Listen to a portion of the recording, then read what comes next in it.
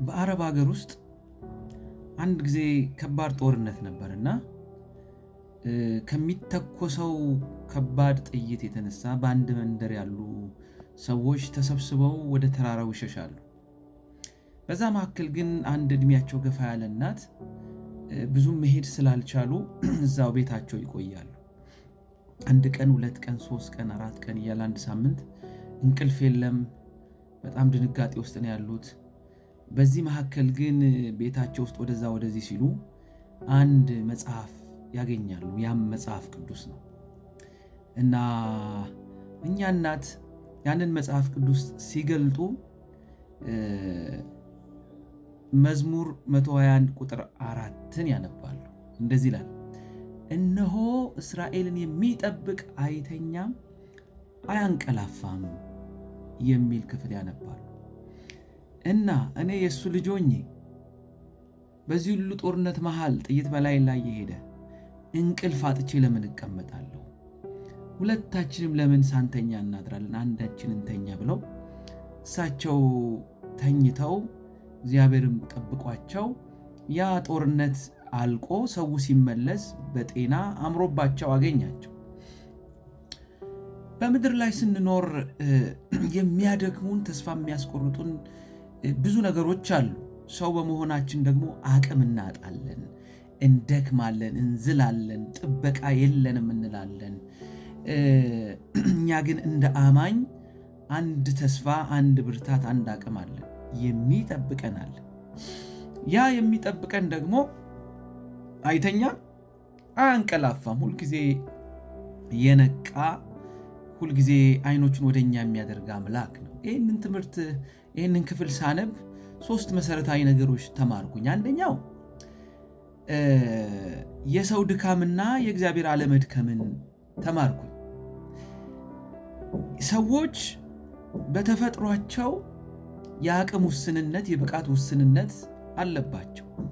ኢቭን ነገስታትን ስታዩ በራሳቸው ራሳቸውን መከላከል ስለማይችሉ ጠባቂዎች ይቀጥራሉ፣ ሰራዊት ያዘጋጃሉ። የሚገርመው ግን ያንን አልፎ ሊያጠቃቸው የሚችል ብዙ ነገር አለ። ለምን? ጠባቂዎቻቸው ራሳቸው ስለሚተኙ፣ ጠባቂዎቻቸው ራሳቸው የአቅም ውስንነት ስላለባቸው። ስለዚህ የመጀመሪያ ከዚህ ቃል የተማርኩት ነገር ለሁላችን የሚጠቅመን ሰው ይደክማል። ሰው ራሱ ሙሉ በሙሉ መጠበቅ አይችልም። ሰው ይተኛል። ኮንሽስ የማይሆንበት ሲዝን አለ፣ ሰዓት አለ። የሚጠብቀን ግን የማይተኛ የማያንቀላፋ ዘላለማዊ የሆነ አምላክ እንደሆነ ይግባል። ሁለተኛ የተማርኩት እግዚአብሔር የእስራኤል ጠባቂ እንደሆነ፣ ኪዳኑን የሚያከብር እንደሆነ ተምሬያለሁ። በጥቅሱ ላይ እስራኤልን የሚጠብቅ የሚል ቃል አለ። እስራኤል የእግዚአብሔር የቃል ኪዳን ሕዝቡ ነው። ኦኬ፣ እኛ ደግሞ በክርስቶስ ኢየሱስ የእግዚአብሔር ሕዝብ ሆነናል። ስለዚህ እግዚአብሔር እንደ ጀነራልም ይጠብቀናል፣ እንደ ግለሰብም ይጠብቀናል። ካላሰብነው አደጋ መዝሙር 91 ላይ እንዳለው በቀን ከሚሄድ በሌሊት ከሚበር በምን ከሚመጣ ከሚታይ ከማይታይ የሚጠብቅ አምላክ አለ። ለምን? እኛ የቃል ኪዳን ሕዝብ የእግዚአብሔር ልጆች እንደ አይኑ ብሌን የሚመለከትን የእሱ ወገኖች ስለሆንን ማለት ነው። ለምሳሌ አንደኛ ነገሥት ምዕራፍ 18:27 ላይ ኤልያስ ምናልባት አምላካችሁ ተኝቶ እንደሆነ ፈልጉት ይላል፣ እንደው ጮክ ብላችሁ ጥሩት ይላል። የአሕዛብ አማልክት ልክ እንደዚህ ናቸው። ራሳቸው ስለሚሰሯቸው የተኙ ይመስላችኋል። የእኛ አምላክ ግን እንደሱ አይደለም። ኪዳን የገባ የማይተኛ የማንቀላፋ የሚጠብቀን እግዚአብሔር አለን የሚል። ሶስተኛው አያንቀላፋም የሚል ቃል እናገኛለን። ማንቀላፋት ማለት መተኛት ማለት አይደለም። ከመተኛት በፊት የሚመጣ ጥቂት መዘናጋት ነው። ኦኬ፣ ጥቂት እንደዚህ ሸለብ እያደረገ የሚወስድ፣ ሸለብ እያደረገ የሚመልሰን ምን ማለት ነው? ይሄ የሚጠብቀን ይተኛል አይደለም እኮ፣ ሸለብ አድርጎት አይመልሰው። የሆነ ነገር እርስት አያደርግም። የሆነ ቦታ ላይ ድንገት ወይኔ እዚህ ቦታ ላይ ሄጄ ልጆቼ ተጎዱብኝ አይልም። ኦኬ ከአደጋ ይጠብቀናል፣ ከቀትር ጋኔል ይጠብቀናል። እዛው 121 ቁጥር 3 ላይ እንደዚህ ይላል፣ እግርህን ለመናወጥ አይሰጠውም፣ የሚጠብቅህ አይተኛም ይላል።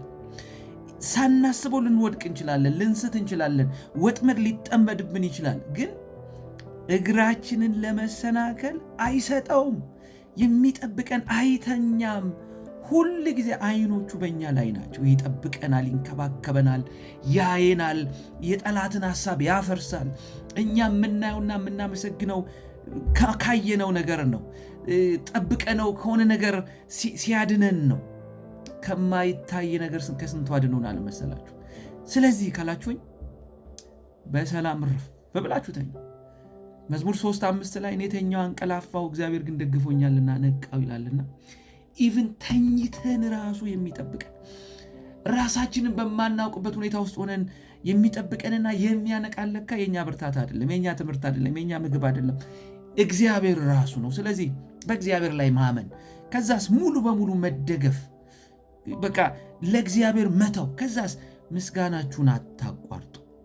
ዛሬ ምን አለን እግዚአብሔር ካላችሁኝ፣ አንቀላፋ፣ ለጥቂት ደቂቃ ሸለብ አድርገው፣ ለጥቂት ደቂቃ አልቻልኩም እኮ አይልም።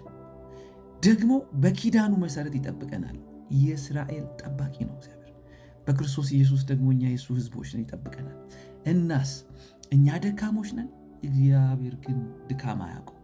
እግዚአብሔር ግን ሁልጊዜ ብርቱ ነውና የሚጠብቀን አይተኛም፣ አያንቀላፋም። ስለዚህ በእርሱ ተማምነን እንኖር። በእርሱ ተማምኖ ይኖራል እንደሚል ማለት ነው። ጠባቂ ያላችሁ ተባረኩ።